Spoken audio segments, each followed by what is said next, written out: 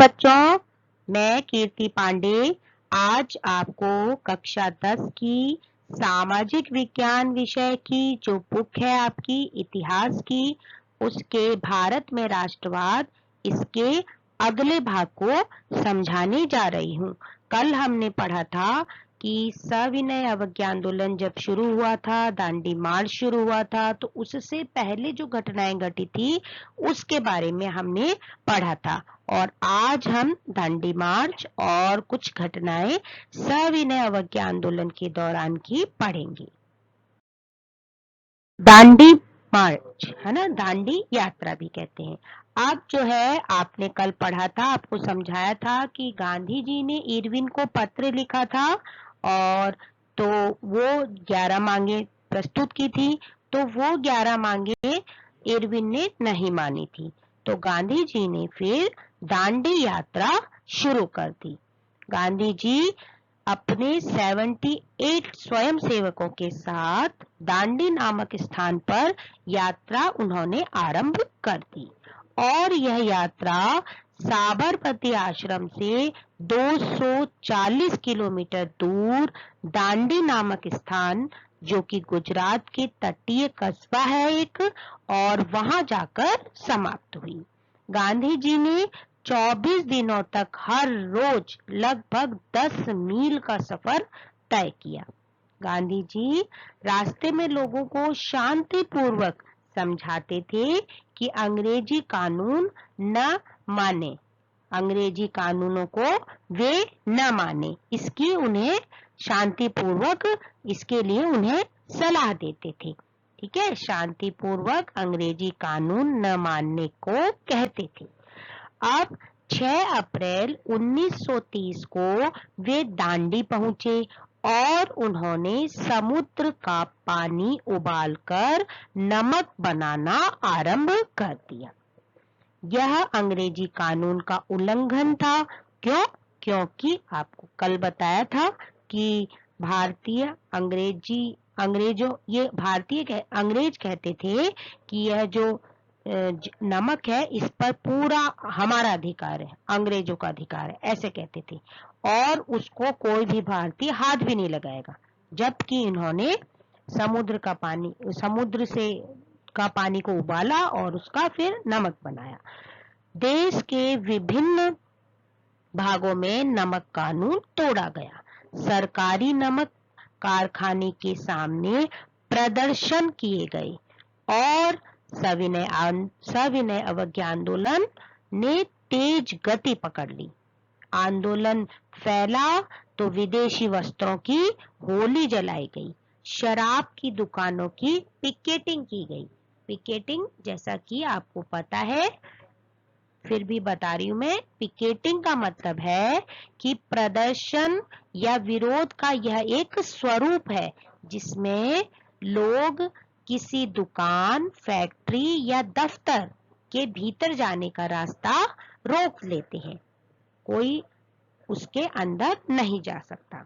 तो शराब की दुकानों की पिकेटिंग की गई क्योंकि ये शराब एक अनैतिक, जो हमारे देश में अनैतिकता फैलती जा रही थी, लोग शराब पीते जा रहे थे, है ना, तो इसीलिए शराब की दुकानों की विशेष रूप से पिकेटिंग की गई और महिलाओं ने इसमें बहुत भाग लिया था। अब किसानों ने लगान और चौकीदारी का कर चुकाने के लिए मना कर दिया, है ना। किसानों से लगान वसूला जाता था, बल्कि बारिश नहीं हुई, फसल अच्छी नहीं हुई, फिर भी उनको टैक्स उतना ही देना है, बल्कि और ज्यादा देना है, तो ऐसा था। और चौकीदारी, क्योंकि वो कहते हैं कि हमारे जो सिपाही है चौकीदारी करते हैं तो उसका भी टैक्स दो, तो वो भी चुकाने से मना कर दिया उन्होंने। और गांव में तैनात जो कर्मचारी थे उन्होंने त्याग पत्र दे दिया। गांव में बहुत सारे कर्मचारी जो गांव की सुरक्षा, गांव में टैक्स लेना, है ना, गांव की लेखा जोखा, वो जमीन का रखना, ये जो कर्मचारी सभी थे उन्होंने, क्योंकि वो भारतीय थे, तो उन्होंने त्याग पत्र दे दिया। अब जो जंगल में रहने वाले थे लोग, जैसा कि आपने 9th क्लास में बच्चों पढ़ा है कि वो आदिवासी जंगल में जो रहते थे लोग, उनके लिए भी उन्होंने कई कानून बनाए लिए थे कि वे जलावन की लकड़ी नहीं ले सकते थे, वहाँ एक स्थान से दूसरे स्थान पर नहीं जा सकते थे, पशुओं को नहीं चरा सकते थे, और उसके लिए उनको परमिट लेना पड़ता था। ये आप लोगों ने पढ़ा था। तो वही जो जंगलों में रहने वाले वन कानूनों का उल्लंघन करने लगे, वे लकड़ी बीनने और मवेशियों मतलब पशुओं को चराने के लिए आरक्षित वनों में घुसने लगे। तो इस प्रकार आगे बच्चों क्या हुआ कि कांग्रेस के नेता गिरफ्तार किए जाने लगे। जब ऐसा तेज गति से सविनय अवज्ञा आंदोलन ने जोर पकड़ लिया पूरे भारतवर्ष में, तो अंग्रेज सरकार ने कांग्रेस के नेताओं को गिरफ्तार कर लिया। और जो जब गिरफ्तार कर लिया तो कई क्षेत्रों में हिंसा फैल गई। और अप्रैल 1930 में जब खान अब्दुल गफ्फार खान को गिरफ्तार कर लिया, जो कि फ्रंटियर गांधी कहलाते हैं, ठीक है, तो इनको गिरफ्तार कर लिया।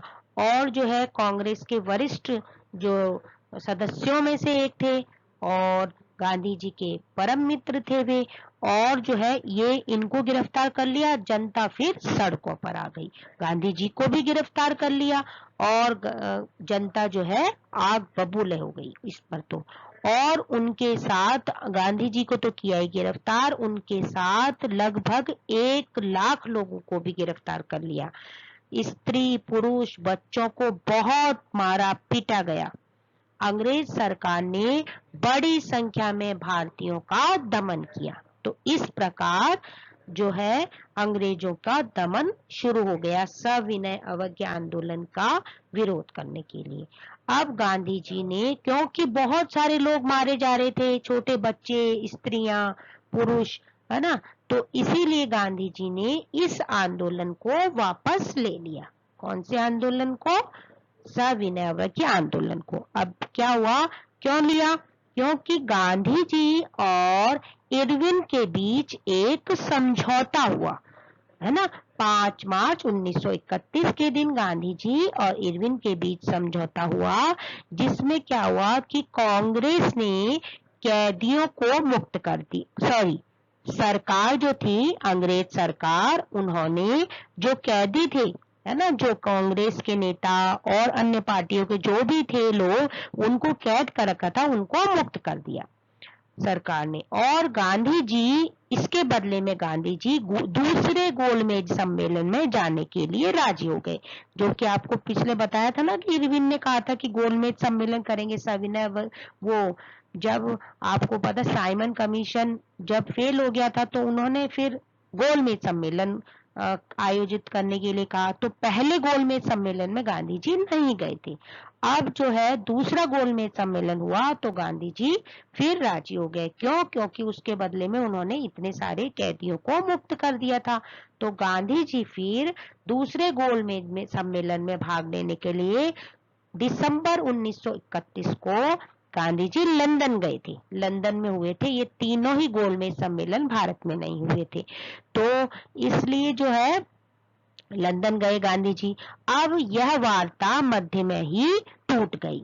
गांधी जी निराश हो गए और भारत वापस आ गए, क्योंकि जो है सभी के अपने अपने स्वार्थ टकरा रहे थे और वहां पर बहुत मतभेद हो गए। तो गांधी जी भारत आ गए। अब जब भारत आए गांधी जी, तो गांधी जी ने देखा कि अंग्रेजों का दमन नए सिरे से आरंभ हुआ। नए तरीके से अंग्रेज जो है वो भारतीयों का शोषण कर रहे हैं। अब क्या हुआ, कांग्रेस को गैर कानूनी संस्था अंग्रेजों ने घोषित कर दिया। ठीक है, तो गांधी जी ने क्या किया कि पुनः सविनय अवज्ञा आंदोलन आरंभ कर दिया। लेकिन 1934 के आते आते इसकी गति मंद हो गई। तो इस आंदोलन के दौरान कौन कौन सी घटनाएं और घटी थी, इसके बारे में हम कल पढ़ेंगे बच्चों। आज इतना ही। आपको आज का होमवर्क ये करना है कि आपको एक तो नमक यात्रा है उसके बारे में विस्तार से लिखना है, और इसके अलावा इस जो मैंने भाग पढ़ाया उस भाग में से आपको 6 एक्स्ट्रा क्वेश्चन निकालने हैं। ठीक है बच्चों, प्रश्न भी लिखेंगे और उसके उत्तर भी लिखेंगे। कल फिर मिलेंगे। धन्यवाद बच्चों।